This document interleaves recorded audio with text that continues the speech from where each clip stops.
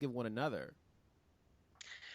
I would agree with kind of what you said. I feel like especially over the last like 5 months, Jason has like really blossomed and like kind of been more open with his opinion and Right. just energy level and just like across the board. I felt like kind of when we first started, you'd say your 2 cents and, kind of hint at something or throw a little shade and kind of back up. But now I could just put my mic on mute and just sit back and just let Jason talk. Let it go. Let it go. Let it go. I know. So I guess if this were to be a report card, I would be like most improved, right? Sure. Sure. Yes. They'd be like, oh, over But the 6 weeks, you most crazy? improved. Just like, isn't that crazy? Like in a year, it's not even that much time. A year is really not that much time. Mm-hmm. In a year, how much you can change not only That's the way you because think, but you just get more comfortable with people and blah blah it's blah all blah. about it's all about experiences. Experiences are what shape people and change people. And so in a month and a day and a week and a year, it's about what the experience. And this experience has helped him to open up, and it's helped you to be a little more understanding about how things are. So that's great. What about now? What did you think about? What did you, Jason, think about Christian? What's his name? Okay, so here's the thing with Christian. So honestly, I thought like Christian would be like, in my mind, he would be like the Elizabeth Hasselbeck of the group. Like I felt like I would bump heads with him the most initially. Why? I don't know, but just I don't know, just based on like certain opinions or topics or Wait, when you say like, I don't Elizabeth know.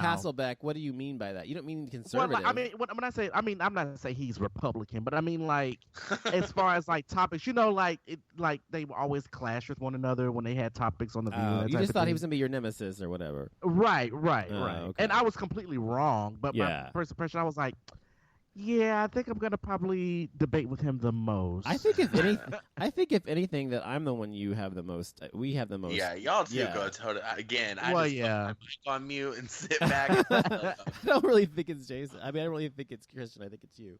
But no, me. Christian's right. It's actually I have more debates with you than anything. So definitely. Yeah. Well, anyway, so happy anniversary, and it's been a year, and let's look forward to another good year, and let's change some things up, and we'll discuss that in the future. So, all right. So moving on, I wanted to talk about real quick. Just tell you about my trip to S4 because you guys have been to S4, I'm sure, before, right? Obviously. Mhm. Okay. The last time I went to S4 was the night that my husband and I got married after our reception. That was in 2009. And before that, it was called the Village Station. So it's been a long time. And the last time I was there, it was a small little room. The Rose Room was tiny. And now it's fucking huge. Yeah. And we watched the drag queens. It was so much fun. I had so much fun. I saw that on your Facebook. I was like, I Yes. can't believe you went to Rose Room. Yeah. Oh, I used to love to go in the Rose Room. I took our friend Kathy there or whatever. It was fun. Anyway, and I'm amazed at how much better the drag queens are now than they were 20 years ago. I mean, they talk about production value and everything. It's just amazing. Good Lord, when was the last time you've been there? I told you the last time I was there. 2009. Yeah, and before that it was like 1990 something, 1999 or something, 2000 or something. Well, okay, so just to let you know, drag queens have improved over the years. I know, but I don't just mean that. It's like Cassie Nova. Okay, 1993. When I first went to the Village Station, went at the Rose Room in the Village Station, she was there and she was just starting. Her real name is James, but anyway, when I met her then a long time ago, I kind of knew her then. She was just kind of a newbie there. Now she's like headlining the whole fucking thing. And then there's like Crystal, what's her name? Crystal Summers. Oh my God, that woman is amazing. And just on and on. These people that were there before, Crystal Summers wasn't there then, but she's new. But anyway, I was just really impressed by it. And I just wondered if you guys ever go to S4 or go to see the thing. Oh, but I go to see the show there probably once every other month. Oh, wow. Okay. And then when I'm not going there, anytime, because of my ties with the Logo Network, anytime that a Drag Race girl will come from Drag Race to any of the bars, I typically always go. So those two combined, I'm usually out at least once a month, but I'm not a big clubber like that. Yeah, not either, obviously. But I love going to see that show. For me, it was for me. All we did is went straight. We would have made a beeline to the Rose Room. I didn't go dance or anything. Oh yeah. I don't dance there at all. I just literally just walk in and go to the Rose Room. Yeah. But what I found startling and amazing to me was when we walked in. and it was probably 11:30 or 11. It's There dead. was no one It's there. always dead. It's Oh. always dead early. I don't know why. I don't know. Maybe it gets busy later. When we Again, I don't left go out at that 1, often, but... it was dead. Okay? I don't know if something happened between 11:30 and 1 between the times we were there, but it was like dead. So I'm thinking, do you guys think that the gay bars are dying, or is it just this one night, or what? No, I mean, it's kind of always that way there. I think it's just because the capacity, because it's such a big club, and it's going to feel empty if it's not full. But if you go over to the Roundup or TMC, I was at the or Roundup any before other that. bars, Yes. any other bars, it's like shoulder to shoulder. So Yeah, we have a friend. just- We have a friend Damon that works at the bar there at the Roundup, and we went to see him there, and it was packed there. It was packed. yeah, I think it just depends on the bar, to be honest. But the thing, Because S4 kind of has that reputation outside of the Rose Room. It kind of has the reputation for being like the young, like 18, right? Yeah. 19, 20 crowd, So But see, it's totally changed though, because when I was going out in the '90s, it was packed every fucking night to the gills, hot as fuck in there, people sweating, bumping against each. I mean, it was like completely packed. So to me, there's a huge difference now than there was then. So I don't know what you guys think, but anyway, Jason, what about you? Do you think that gay bars are dying, or you think they're the same, or what? No, I think they're the same. I think people have more options, but Right. Yeah. I just feel like people just come out later now. Like, I mean, when I go to the club, I normally don't leave the house until midnight. Oh, Right. So okay. it's like, Okay. I think, and that's why I said, I think between that 12 and 1 a.m. or between like 11:30, well, I ain't gonna say 11:30, more like midnight and 1 a.m. is when like it really gets Stuff crowded, happens. and then by 2 a.m. it's packed. Because I've been at S4 Yeah. and got there at midnight, and by 2 a.m. it is like Oh, okay. packed. Well, you know what? So- I remember now when we left the outside, there was a huge long ass line, but Mhm. to Right. get in, but they weren't letting them in. I don't know what the fuck they were doing, but anyway, it was bizarre. Anyway, I just thought it was weird. Anyway, so one more thing before we go. What did you guys do on the 4th? Not before we go, the next topics. I mean, what did you guys do on the 4th of July? My man friend is in South America this week, so I've been watching his dog, and he's kind Oh, of like wait a minute. deathly afraid of firecrackers. No, so I was stop just kinda relaxing. talking. Stop talking. You're watching some man's dog. That's serious. That is serious. So you're watching some man's dog. How long have you been seeing this guy now? Not some man. Your man friend's dog, whatever you said. Yeah. What? How long have you been seeing this guy? How long have you been seeing this guy?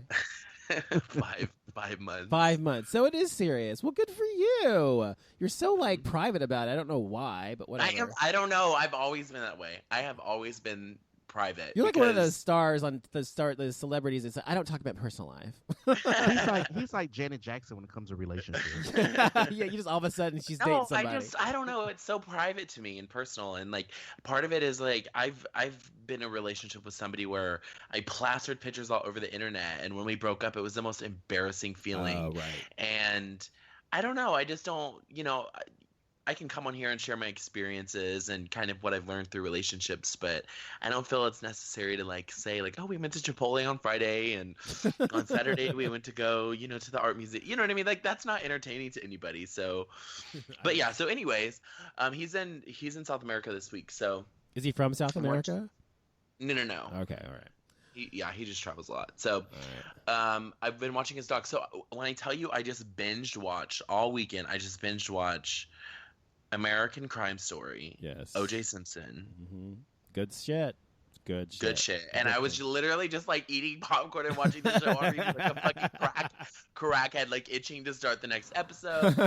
If you haven't seen it, watch it. We've kind of talked about it a little bit when it was airing, and of course I was out of the fucking loop because I wasn't watching it. And now I've seen it, and now I'm late. I told you it's good. Yeah. Yes. Well, anything Ryan Murphy's gonna be good. Like Well, at this that's true. point, that's true. Anything he does, Ryan is gold. Murphy play like. That's fine. Mhm. Did you ever watch it, Jason, or not? I did not. You would love it. Oh my gosh, you would love it because there's so many. It's so interesting how this that happened in 94, 95 parallels so many of the topics that are going on in the media today. And this just again proves that a lot of the racial issues that we have in this country are not new. And just because media is picking up on them in the last 3 or 4 years, these are things that have been going on since Land Before Time. So, Jason, you should watch it. I feel like you'd really like it. And I would love to hear your opinion on if you think that he did it or if it was a racial setup thing. Mm-hmm. I agree. I will have to watch it. It does look interesting. I've seen the previews and I've seen like the promos for it, but I haven't watched it. Well, so watch I'm it. gonna have to give it a try. Good. So yeah, You'll be addicted after the first episode anyway. But whatever. Oh yeah, it's so good. Which pause, by the way, Ryan Murphy has come out and said that the next season of American Crime Story, I was kind of hoping for like a John Benet Ramsey or like a Casey Anthony. Menendez brothers or something. What? No, they're gonna do Hurricane Katrina. Yes. Go figure. He loves New Orleans. Yeah. They're gonna do Hurricane Katrina, and then it's gonna follow like six or seven different families, and then kind of like their battles that they've had with the city based on like the Superdome and like all these things that kind of went wrong after Hurricane Katrina that the city kind of neglected. Yeah. So I think that'll be interesting. They already had that show. It was called Treme, but whatever. Anyway. Oh, really? Oh, that was good. I like that show. Yeah, there was a show on, was it HBO or Showtime? I can't remember which one. But it was on HBO. Yeah, called Treme, and it was about that exact thing, about the aftermath of Katrina and what happened to all the people and the families there that lived in New Orleans and their battles with the city and all the corruption and all the nonsense. So it'll be interesting to see how he handles it. But yes, they've had a show like that. But it was very interesting, so I'll watch that too. Okay, so after talking about all that wonderful stuff. Oh, first of all, really quickly, what did you do on the 4th, Jason? Nothing? Or did you do something or what? Well, my original plan was to go to Houston, but then that fell through, so I just stayed here and did nothing and hung out with friends on pretty much in and out the whole weekend. So yeah, I had family up, friends. We played games. You know, I love board games. I bought 4 new board games. It was so much fun. We ate lots of bad food, which is not good, but we ate lots of bad food, and now I'm back on the wagon. So, all right. So, let's talk about why do people put their friends on the back burner when they start dating someone new? That's a good question. I think. Go ahead. I think it's a time management thing. Because one of my really good good friends and a coworker of mine is going through this right now with one of her girlfriends, and I think it's you just kind of get caught into the fun of it, and the fun of the whole thing, and you just aren't realizing that you're not making time for other friends. Or whenever you start dating somebody, they can get a little bit jealous, which if that's the case, that's going to be like an immediate hard decline. Like, you gotta go. If they start to get a little bit jealous and maybe don't want you to spend as much time, or maybe they don't like one of their friends and they've maybe put a bug in the ear, like that kind of thing. I think that's what it's either or. Yeah, I think it's just people, most of the time, most people anyway, just get wrapped up in the person and they're just in love and they just forget to actually make time for their friends because it's just something new and fresh and they're in love. That's just normal. Yeah. It's normal for that to happen. It's not right, but it's normal.